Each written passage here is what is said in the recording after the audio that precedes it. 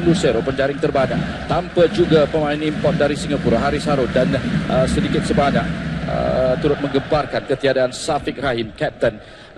Tugas kapten yang pada malam ini berpindah diberikan kepada Safi Salih. Ini dia kesebelasan pasukan JDT tuan rumah Farizal Marlias. Saya ingin menyerahkan pula kepada rakan pengulas bekas pemain kebangsaan Nizaruddin Yusof. JDT bertemu PKNS, satu perlawanan ulangan, ibarat ulangan Piala FA yang berlangsung di Stadium Shah Alam. Satu pertemuan yang tetap menarik untuk memulakan kancah DM Piala Malaysia 2016 ini. Mungkin akan mengimbau kembali seperti perlawanan final Piala FA tempoh hari. Jadi saya nampak kedua pasukan seperti biasa menurunkan pemain-pemain yang saya rasa berkualiti untuk bermain ataupun mencari tiga mata untuk setiap pasukan masing-masing.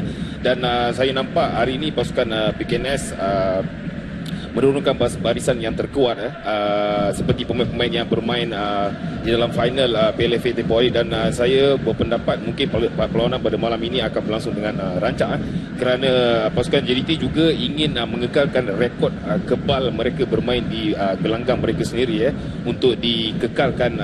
Saya tak tahu sampai bila, tetapi akan berlangsungnya satu perlawanan yang menarik.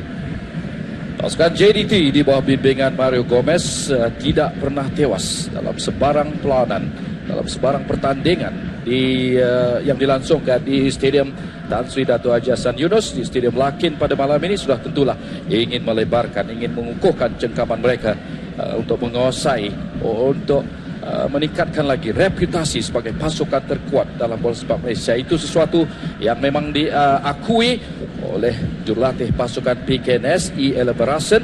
Dari kekalahan 2-1 ini penjaring gol kemenangan pasukan JDT menundukkan pasukan PKNS final Piala FA 14 Mei yang lalu di Stadium Shah Alam. Tetapi mata cabaran yang berbeza, mata yang ingin dicari dengan pentingnya oleh setiap pasukan.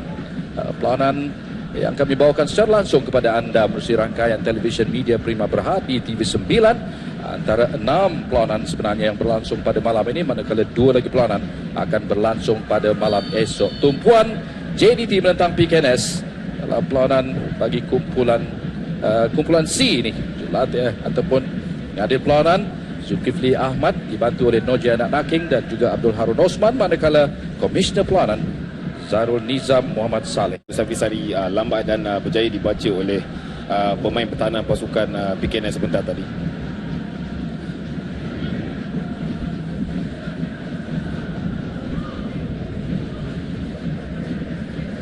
Ada ruang untuk Gera menunjukkan, membuktikan kesetiaannya bersama pasukan PKNS. Bukan percuma ini yang mungkin diambil oleh Gaby sendiri, tapi ini dia Gabriel Gera, cantik di sana. Oh, satu lencongan yang tepat ke sasaran, mujur untuk JDT. Tolakan diselamatkan dengan baik sekali oleh penjaga gol Farizal Marlias. Ya, satu tendangan free kick yang baik daripada Guerra. Tetapi saya nampak Farizal Marlias sudah dapat membaca arah bola yang ingin ditendang oleh Guerra, dan Farizal Marlias permainan diteruskan. Sebaliknya ruang untuk pasukan JDT membuka jaringan. Oh, sayang sekali percubaan daripada Jorge Pereira Diaz dapat dihadang di situ. Kerancakan awal perlawanan ini di stadium yang pada awalnya cuba melakukan pelecehan, itu dia. Robohan yang begitu komited sekali daripada Muhammad Nizam Abu Bakar, center back pasukan PKNS. Safi sudah pun bangun, mungkin dapat meneruskan permainan. Ini dia gerak perlahan, ini dia ruang yang keemasan untuk pasukan JDT. Pereira Diaz, seorang penyerang yang mempunyai kelincahan, ketajaman tersendiri, tetapi tidak dapat melakukan finishing kali ini. Ya, dengan kualiti yang ada dalam diri Diaz, sehari yang beliau rasa beliau ingin bermain untuk di masa akan datang. Ini Black Colbelli akan senegara dari Argentina. Satu cross dari Colbelli, agak baik. Ruang ada untuk pasukan PKNS mencari gol pertama. Menyilang rembatan kencang itu yang dilakukan oleh Syahrin Abu Samah. Nampaknya boleh nak kita katakan semacam tetap ada keberanian daripada pemain-pemain PKNS mencari gol awal dalam perlawanan ini. Ya, satu crossing yang baik daripada PLFA tempoh hari, dan malam ini adalah perlawanan yang berbeza kerana bermain dalam Piala Malaysia. Jadi saya rasa mungkin PKNS dah dapat belajar daripada apa yang mereka lalui semasa di perlawanan akhir tempoh hari. Oh, ini dia asakan yang mau diteruskan oleh pasukan PKNS. Oh, bahaya di situ. Sepakan penjuru bermakna asakan yang hampir-hampir mengejutkan pasukan JDT sekali lagi. PKNS cuba membuka jaringan kali ini, terjatuh di situ Junior Elstal, tetapi asakan diteruskan. Ini dia rempatan di situ yang dilakukan oleh Gonzalo Soto. Mojor untuk pasukan JDT. Satu gerak rendah sepakan penjuru daripada Diaz. Pasukan JDT dan perlu menghasilkan sesuatu. Rempatan larat terkena tiang di sebelah kanan pintu gol pasukan PKNS daripada Muhammad Azni Taib. Ya, sekali lagi Azni Taib mendapat peluang untuk membuat tendangan daripada luar kotak penalti, dan ini adalah satu tendangan yang begitu baik tetapi Gunalan yang tidak dapat teruskan bermain. Pertukaran pertama terpaksa dilakukan oleh pasukan PKNS. JDT cuba mengatur gerak, tolakan baik daripada Canturu kepada Amirul Hari. Tidak satu timing ataupun momentum yang tidak dapat diimbangi sepenuhnya oleh Amirul Hadi. Cuba melakukan cross di situ. Ya, satu larian ke depan yang baik untuk Safi Salim mencuba masuk, masih lagi tidak lepas, dan akhirnya susulan yang cuba dikawal oleh Canturu juga gagal. Di sebelah sana Jazarin melakukan cross, Safi Salim melakukan bicycle kick di situ. Tidak ada connection di situ oleh PKNS, dirampas oleh Amirul. Cantik kuisan Diaz kepada Canturu, kepada Safi Salim, sudah terkeluar sedikit ke sebelah kanan pintu gol. Apapun rempatan yang dilakukan dapat ditampan di situ. Hampir-hampir pasukan PKNS terjebak dengan counter attack ini. Ya, sekali lagi bahagian serangan pasukan JDT berjaya membuat permainan yang baik dengan Diaz membuat layoff untuk yang kita semua tahu boleh membuat jaringan ataupun membuat serangan ataupun mengatur serangan yang baik. Baik hantaran daripada Khairul Azrin, namun tidak sempat dikawal oleh Muhammad Farid Ramli yang melakukan overlapping. Aksi yang rancak separuh masa dihasilkan oleh kedua pasukan, tetapi keputusan separuh masa pertama di Stadium Lakin, JDT 0, PKNS 0. Kita kembali semula selepas ini.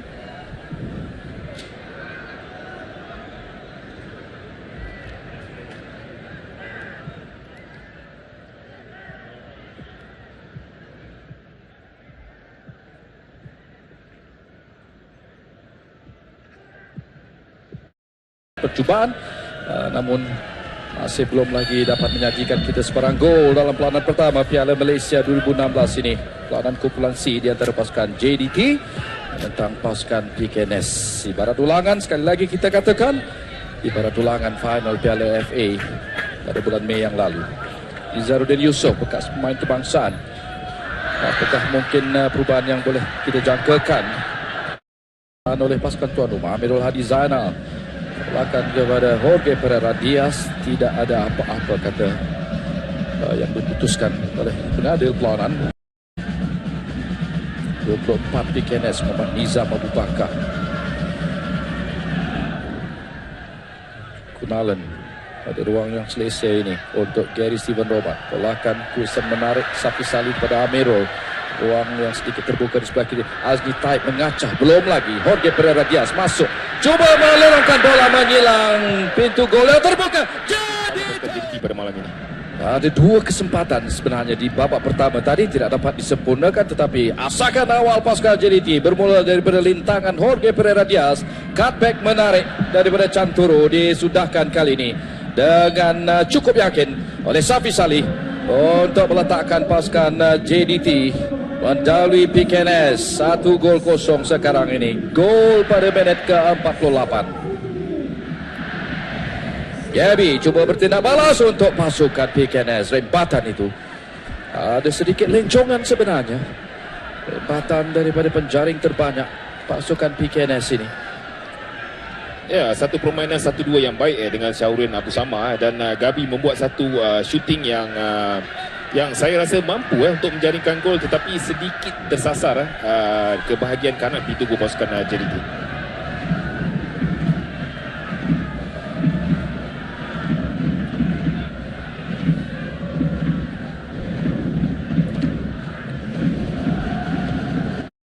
Mengutip seberapa banyak mata yang penting untuk melayak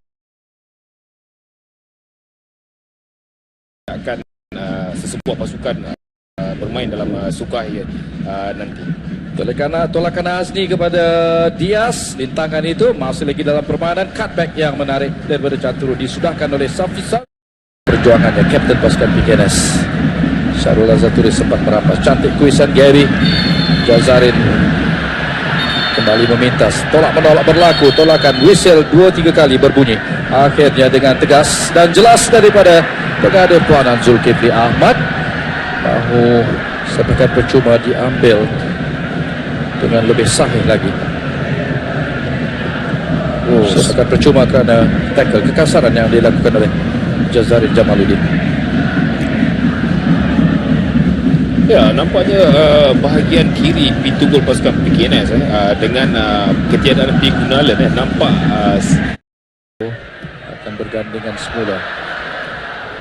Penyerang serangan dua serampang pasukan JDT dikembalikan. Lucero dan juga Diaz. Tolakan Azni kepada Diaz, dapat dikawal semula oleh Azni. Lincah, satu tolakan comeback yang baik. Gol kedua, mengambil giliran daripada Safi Salih, meneruskan ketajaman penyudah untuk menjadikan gol kedua pasukan JDT semakin selesa pada minit ke-57 ini. Sudah berubah terus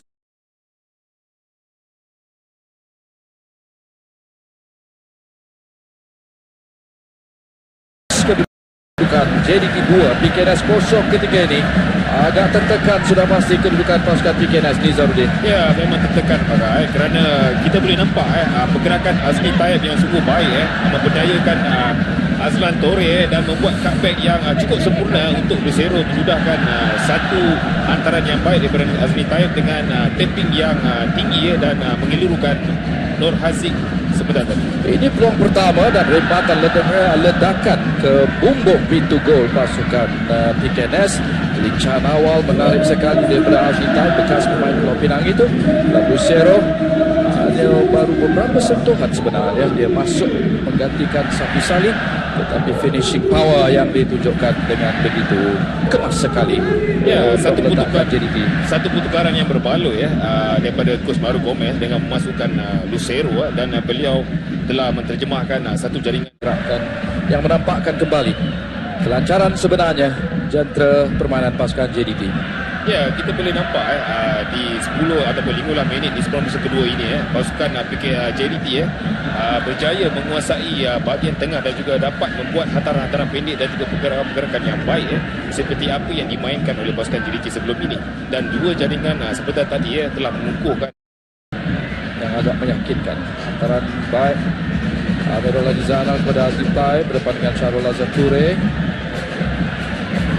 Azni mengacak, masih lagi Azni, rempatan cantik di situ. Teknik yang hampir-hampir menghasilkan sesuatu yang istimewa. Azni Taib di sebelah kiri pintu gol pasukan PKNS. Ya, sekali lagi satu long ball yang baik daripada Amirul Hadi terhadap Azmi Taib dan beliau berjaya memperdayakan. Tarikh 11 Julai Tarian Gabi disekat di situ oleh Haris Harun. Jadi Piala Malaysia, Nizaruddin sebagai bekas pemain pertandingan di samping populariti dan juga nilai komersial yang tinggi Piala Liga Super, tetapi untuk pemain-pemain lah tradisi Piala Malaysia itu tetap sentiasa sesuatu yang istimewa.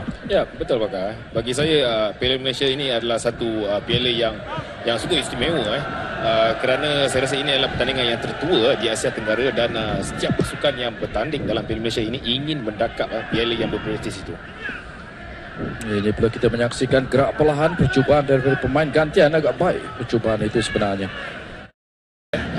berfikir macam mana ataupun bagaimana ataupun pemain mana yang ingin diturunkan untuk setiap perlawanan. Rempatan daripada Marcus Hadwa.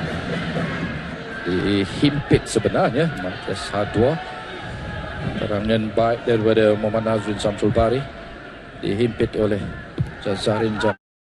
Sungguh baik tetapi di semasa kedua perlainan pula, dan pendapat saya di minit-minit 70 begini seharusnya pasukan PKNS menambah bahagian serangan untuk cuba mencari gol penyamaan kepada perlawanan. Asakan yang diteruskan oleh JDT Azli Taib. Asakan awalnya membabitkan Diaz sebelum ditiap, akhirnya juga fair play yang tidak dapat tidak digunakan, diberikan kepada pasukan PKNS kerana asakan awal daripada Diaz yang cuba dihadang oleh Gonzalo Soto. Rempuhan yang membuatkan penjaga gol PKNS iaitu Muhammad Nur Haziq Muhammad Aris tercedera di situ. Ya, saya rasa satu tindakan yang bijak daripada Muhammad Nur Haziq kerana beliau meluru keluar. Tetapi jikalau beliau masih duduk di dalam pintu gol pasukan PKNS, saya rasa penyokong setia bola sepak kebangsaan, peminat-peminat setia Syafiq Rahim dan juga Aidil Zafwan, kedua-duanya. Tetapi kita berikan tumpuan dulu, rempatan daripada S. Chanturu. Syafiq sudah menanti, tetapi lintangan sudut yang terlalu sukar, terselamat pintu gol pasukan PKNS. Jadi Aidil 68 cap. Gerak perlahan ini, satu lagi percubaan, kali ini terus daripada Chanturu. 2009 dan selepas itu juga 2010. Aidil dan Syafiq kedua-duanya seangkatan, jumlah caps yang hampir sama. Dua pemain yang seperti sukar dipisahkan untuk pasukan kebangsaan berapa tahun yang lalu. Ya, betul Maka, kerana kedua pemain adalah kapten ataupun bekas kapten untuk pasukan kebangsaan. Jadi saya rasa ini adalah satu keputusan yang saya rasa sungguh menduka cita. Dalam keadaan yang tidak semena-mena, Nizaruddin Yusof. Ya, sedikit saja kelekaan dihukum oleh Gabi dan kita boleh nampak pemain JDT hilang bola di bahagian defending third dan berjaya dicuri oleh Nazrin dan membuat through ball yang baik untuk Gabi.